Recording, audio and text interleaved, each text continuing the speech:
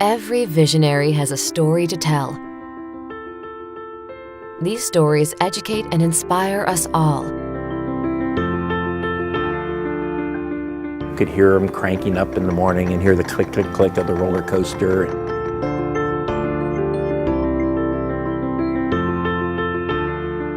It's really feeling satisfied and feeling gratified with bringing happiness to young children, especially families. Working with people who are having a good time is so much better than any other job. Join us as we learn from these trailblazers.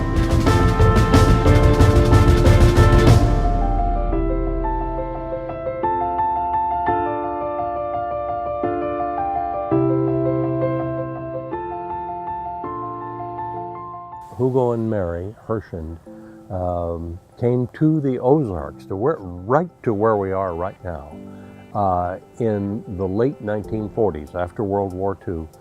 And they fell in love with the Ozarks. In many ways, the Ozarks were the same physically that you see. Obviously, lots and lots of man-made changes to these hills. But they fell in love with the country, and they fell in love with the two little old ladies, two old maids. And that's not a negative. That's just what Miriam and Genevieve Lynch were. Wonderful, wonderful sisters who owned Marble Cave. And Dad, Hugo, was looking for a retirement project. He was going to retire, and this became it. So, yeah, out of retirement came growth. My brother Jack, my partner, my lifelong business partner, my brother and my best friend, and we said, we can begin to grow a business here. We had no idea what Silver Dollar City would become, but we could see that it was going to be more than just operating Marble Cave. And we said, we want to operate the business as close to the professional management of a publicly held company, but we want to stay private forever. And that was, in fact, our first board meeting, sitting on a board up there. That's how that idea has never left us.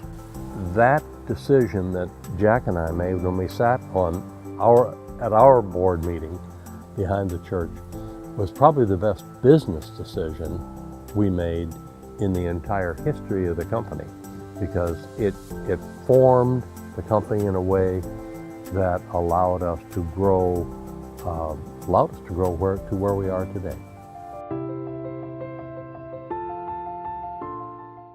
It was in 1959 that the gem of an idea, just the kernel of an idea that Dad had clear back. He died in 1955, so he never got to see any of this except as he looks down on us, hopefully with some approval.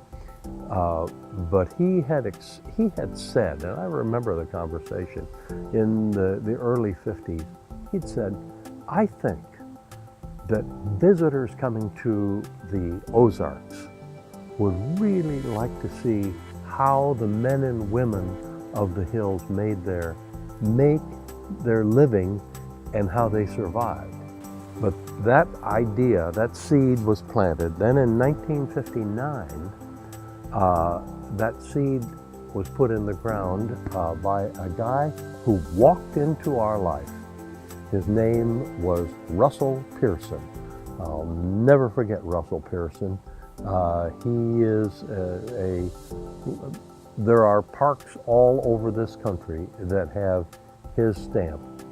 And Russell literally came in midsummer '59 and said, you know what you ought to do is over there across the parking lot. Now what's the village square now was the parking lot. 100% of our business was in that parking lot. And he said, what you ought to do is over there on the other side where Silver Dollar City Main Street is now. You ought to build an old Ozark town. And the reason for that is that you've got a lot of people here. It'll give them something to do before they go into the cave or after they come out of the cave. In other words, Silver Dollar City in its first year was built as a place of entertainment, relaxation if you would, for the visitors before they went into or after they came out of the cave. Nothing changed in Marble Cave, and in 1960 we had 120,000 going through the cave. Well, God was not out there directing traffic, so there was something going on, and that something was, of course, what was then Silver Dollar City. In 1979 was the first major successful Arab oil embargo. It changed the culture of America in many, many ways, and it changed ours. We realized that we, as a destination sitting right here at Silver Dollar City, were highly dependent on the availability of the customer to be able to get gas to get in his car. But we built, for example, in 1980, we built the water park, the Whitewater.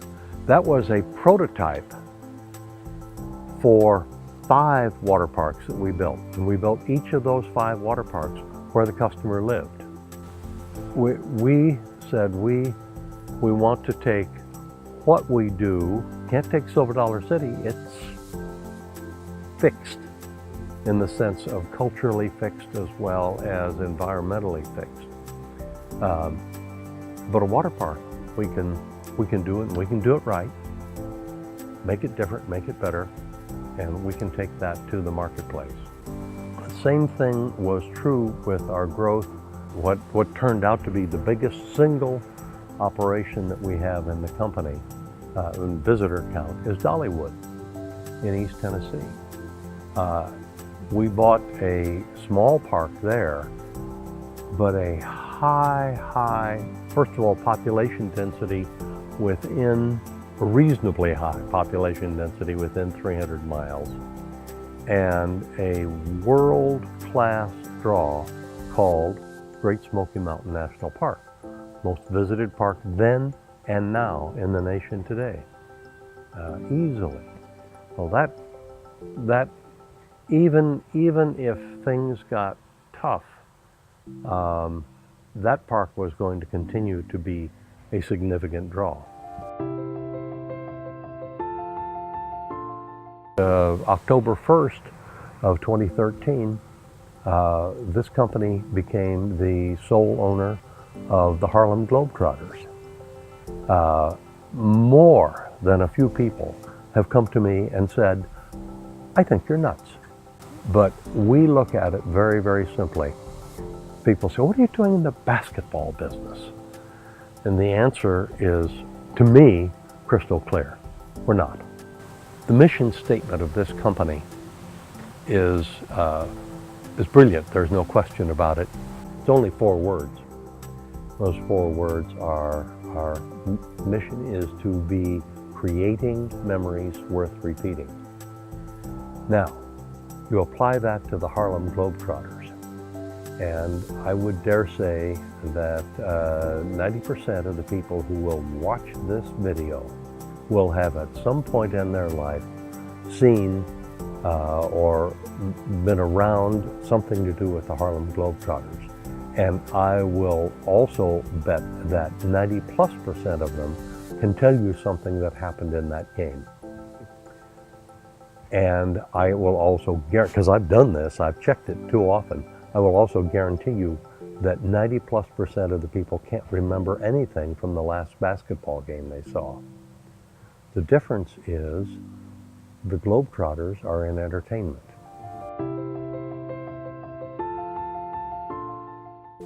So we divided the company kind of into two chunks, not split up the company, but we went to work with the families, our kids, 8 kids and now grandchildren, and Jack's case, great-grandchildren, on what it is to own a business, which is different than what it is to run a business.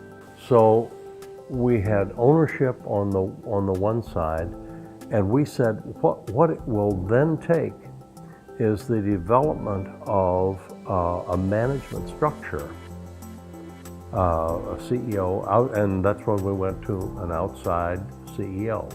In that process, we have of our 8 kids, we have first 1 and now 2, but that's all, who are directly involved in the business at the board level. And that's an okay thing. There is, at the present time, nobody, I'm proven wrong in the morning on this, but there's nobody in the wings who is heir apparent to be CEO. That's okay. That's okay, because owning the company is different than running the company.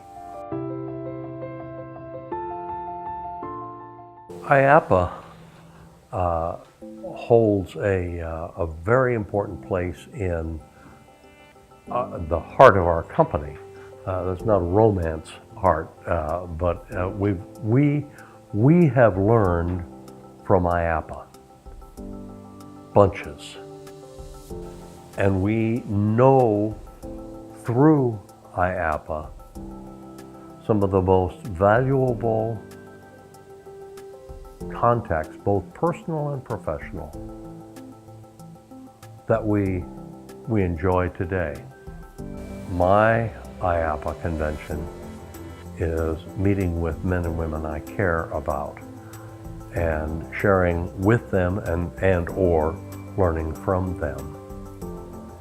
The opportunity to have served on the IAAPA board over periods of time and to help shape the modern IAAPA from where it was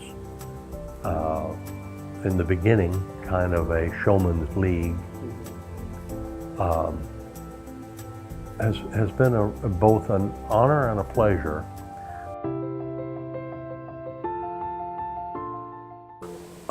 If we'd done this interview 25 years ago, and you'd said, what's Silver Dollar City going to be like here in 2013 when we're doing the interview?